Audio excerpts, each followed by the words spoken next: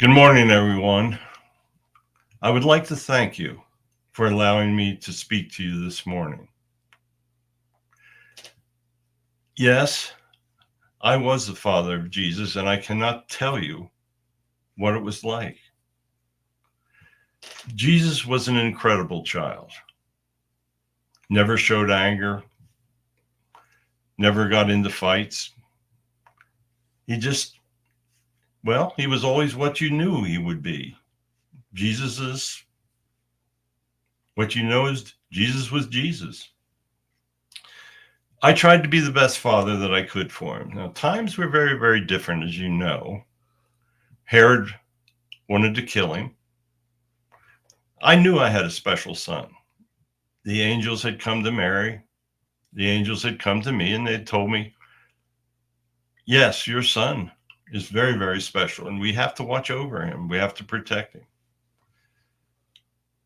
I knew that I had to protect my child and Mary. In those days, it could be very difficult to protect. You were protecting from the Romans. They had ultimate power. They had soldiers everywhere. Their legions were feared. And you also had to fear their governors. You never really knew how they would react because they had ultimate power over you. It wasn't like there was a true court of law where you went in front of a jury. If they had something against you, they could kill you. It was pretty much that simple. I tried to do the best I could to protect my family. I took them to Egypt to protect them, and the journey was difficult. I brought them back when I felt it was safe. That's what a father does. Today, we're seeing the fact that fathers, in many instances, don't do what they're supposed to do. Sometimes fathers don't even accept the responsibility that they're the father. They leave the poor mother to raise the child. Sometimes fathers do wonderful, wonderful things for their children. Sometimes they spoil their children. Now, that's not good. Children need direction, just the same as humans need direction from God. God is the ultimate father. His energy is in everyone's hearts. He controls many things in the universe, but he does not control what he allows humans to do on earth. He gives humans free will. That means fathers have the free will to raise their children as they want. Perhaps they decide that they're going to beat their wives. Well, the children see that and they think it's okay. So when they get married, they don't worry about violence. They're going to get what they want. So perhaps they beat their wives as well. And even worse, perhaps they beat their children. Children, when they're growing up, lay many of the patterns that they will follow throughout their lives. If they see their parents or their father not believing in God, why would they believe in God? Fathers are so important.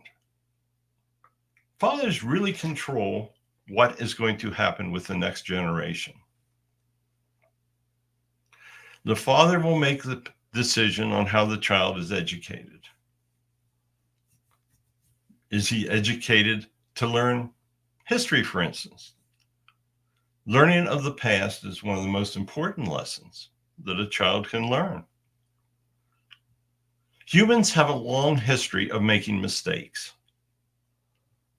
All of the great civilizations have failed because they don't pay attention to the messages that God gives them. When a government becomes ungodly, that's the beginning of the end for the government. Just the same as if a father does not lead a child, that child is not going to live a happy and normal life. Fathers are so very important. I mean, we see in the inner cities today how fathers abandon their children. Those children join gangs, use drugs, do violent things. Your cities have terrible problems now because many of the fathers have not guided the children. If a father simply teaches the child the importance of the golden rule, the importance of doing unto others as they want to be treated,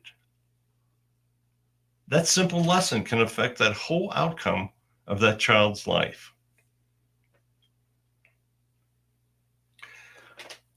I did not have a difficult time raising Jesus. He was special. We knew he was special. I knew that he was going to grow up to do great things. I did not know everything about what he was going to do. I know I underestimated what he was going to do. His words have led billions of people to understand God. He laid the foundation. I think that I played a small role in that. I always tried to teach him, to treat him with love. I always tried to do what I thought was best for him. I protected him. I did the best I could. If every father did the best they could, you'd be amazed at how this world would be a better place to live in. Sometimes people of great wealth think they're helping their children by giving them everything that they ask for. That child isn't going to be happy when he grows up. He's going to want more and more. He's going to be disappointed when he can't get everything because that's the way the world is. If a father spoils his child, he's doing him a great disservice. Know this.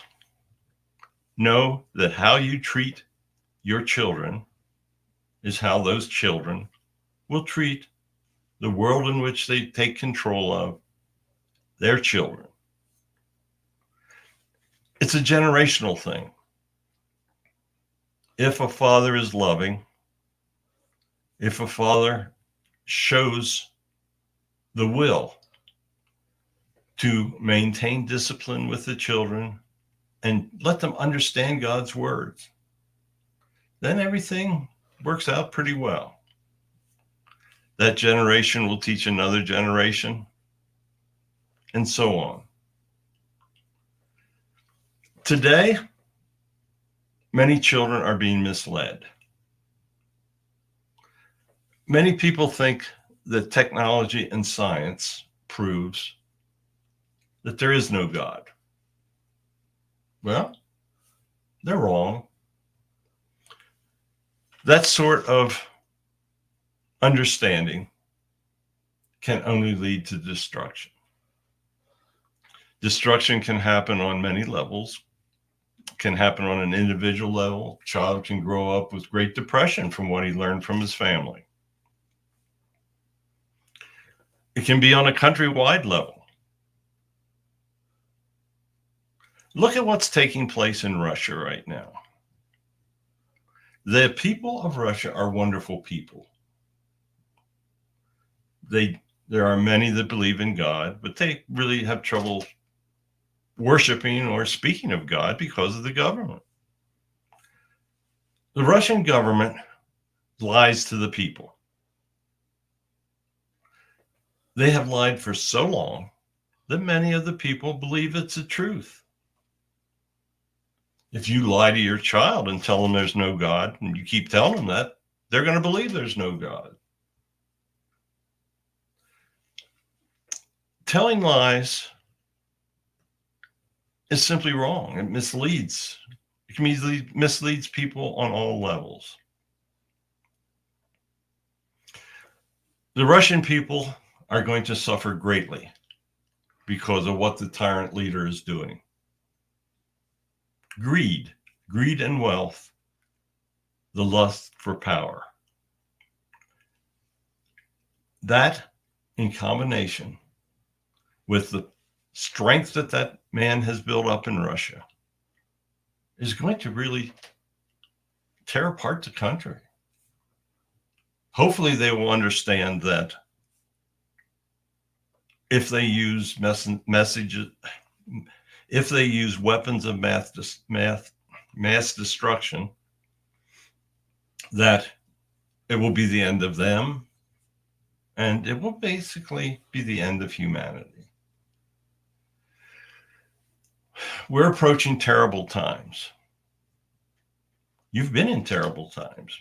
Your country's fought 2 world wars, Korea, Vietnam. In many of those instances, bad decisions were made.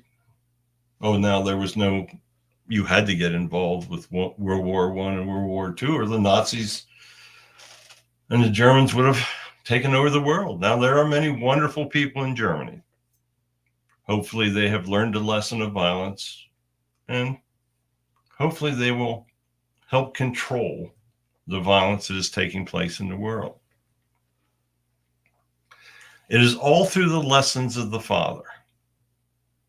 The mothers spend more time with the children. But fathers are often looked at as the authority figure in the family. That's not necessarily true. There are families where the children are being raised by 2 mothers. That's fine, 2 fathers. It's all in how they raise the children. Some fathers, when they find out that their mate is going to have a child, want to have the baby aborted. Their influence in having an abortion is terrible. Each child that is formed in the womb has a life plan that they must follow.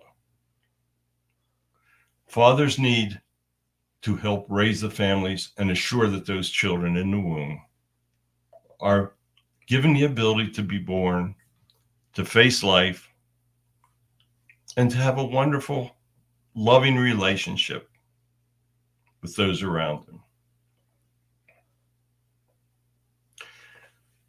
I hope today that I've been able to speak a little bit to the importance of fathers. Without fathers, there will be nothing in the future for you. Fathers, love your children, love your family, do what you can to protect them, do what you can to support them, and lead them towards the words of God. He preaches, and he is bringing you messages. You can get them from Barry. Look, he makes everything available. Understand the true love of God. He's the ultimate father. They should have a Father's Day that's just devoted to him. So thank you for listening. I appreciate that all of you out there are trying to live good lives. I know Jesus is listening. He's here. And I know he's blessing all of you that are listening. My son turned out more incredible than I could have imagined. And he is still trying to lead all of you. So God bless all of you. Thank you for listening. And just follow his words.